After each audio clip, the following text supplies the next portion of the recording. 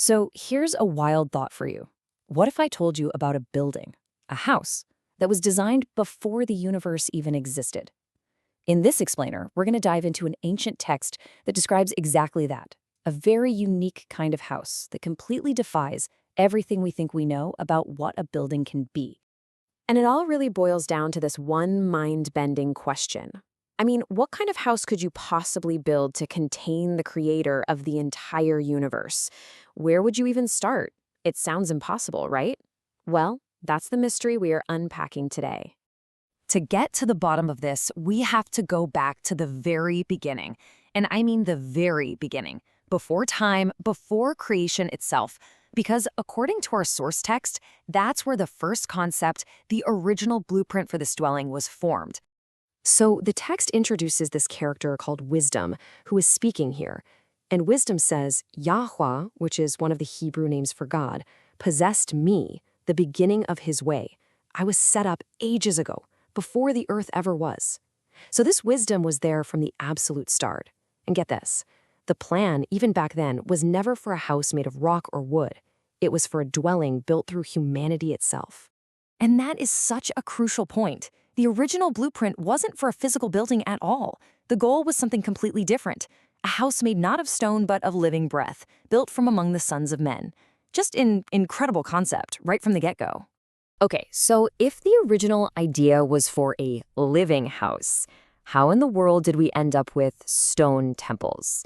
Let's take a look at how that big abstract idea first started to take physical form right here on Earth, and how it got translated into something people could actually see and touch.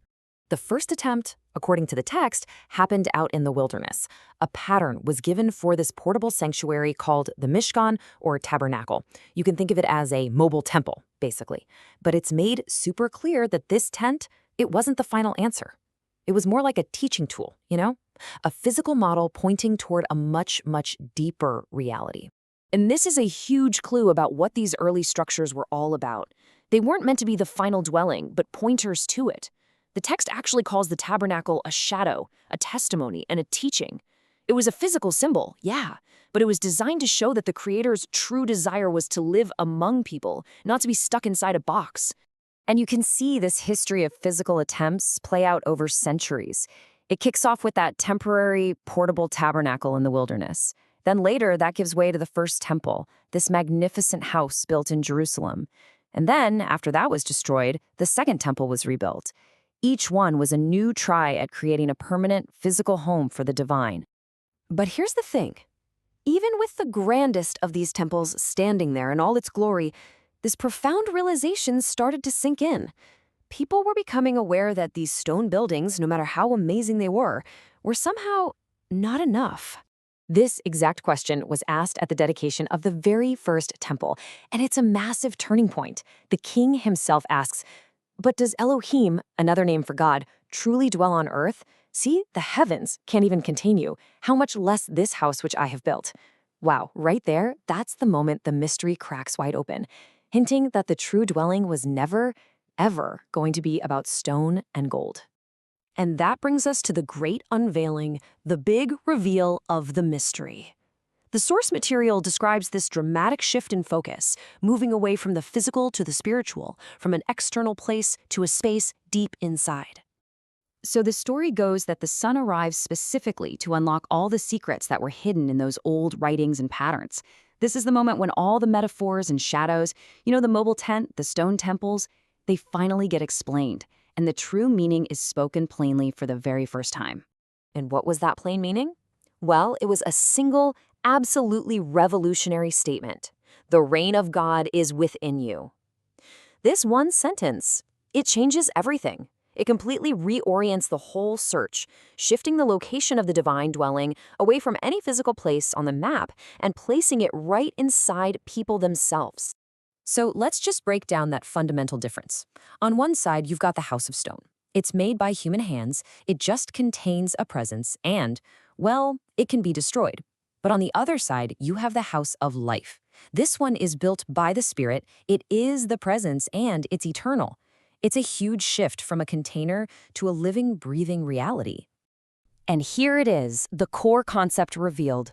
The source calls this true dwelling a house built of living stones. Not rock from a quarry, but people. People with hearts refined by fire. The true temple isn't a building, it's a community, a collection of individuals joined together. All right, now we come to the final vision described in the text, where this whole idea of a living dwelling just expands to its ultimate, absolutely breathtaking conclusion. So the vision culminates not in a single house or even a temple. Nope, we're talking about a vast city. An entry into the city is only granted to those whose names are written in something called the Lamb's Book of Life. The scale of this living dwelling just expands beyond all imagination. And right here, we get the stunning final answer to that question we started with. The text concludes, "And I saw no dwelling place in it, for Yahweh El Shaddai," meaning the Lord God Almighty, is its dwelling place and the Lamb. Just think about that for a second. There is no temple in the city because God and the Lamb are the temple. The container and the one it contained have finally completely become one. And that leaves us with one final, very personal thought.